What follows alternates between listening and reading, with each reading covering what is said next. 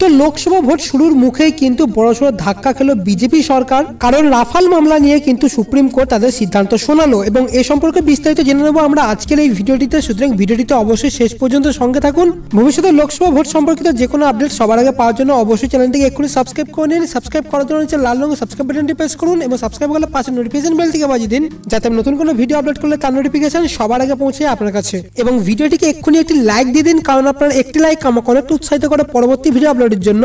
তো রাফাল মামলার নথি নিয়ে কেন্দ্রের আপত্তি খারিজ করলো শীর্ষ আদালত অর্থাৎ সুপ্রিম কোর্ট। ফাঁস হওয়া গোপন নথি শুনানিযোগ্য বলে জানিয়ে দিল সুপ্রিম কোর্ট। প্রধান বিচারপতি রঞ্জন গগৈ, বিচারপতি কৃষণ কৌল এবং বিচারপতি কে এম জোসেফের বেঞ্চ রাফাল মামলায় রায়দান করেন। প্রসঙ্গত, প্রতিরক্ষা মন্ত্রক থেকে রাফাল চুক্তির গোপন ফাইলের নথি চুরি হয়ে গিয়েছিল বলে জানায় সুপ্রিম কোর্টে কেন্দ্রীয় সরকার। পরে রাফাল যুদ্ধবিমান কেনা সংক্রান্ত প্রতিরক্ষা মন্ত্রকের গোপন নথি সংবাদ মাধ্যমে ফাঁস হয়ে যায়। এর আগে রাফালের সিবিআই তদন্তের আর্জি নাকচ করে দেয় সুপ্রিম কোর্ট, কিন্তু ফাঁস হওয়া তথ্য প্রসঙ্গে সেই রায় পুনর্বিবেচনার জন্য আর্জি জানায় যশবন্ত সিনহা, অরুণ শৌরি এবং প্রশান্ত ভূষণরা। অর্থাৎ সুপ্রিম কোর্ট কিন্তু আজকে জানিয়ে দিল যে ফাঁস হওয়া গোপন নথি কিন্তু বিচারযোগ্য।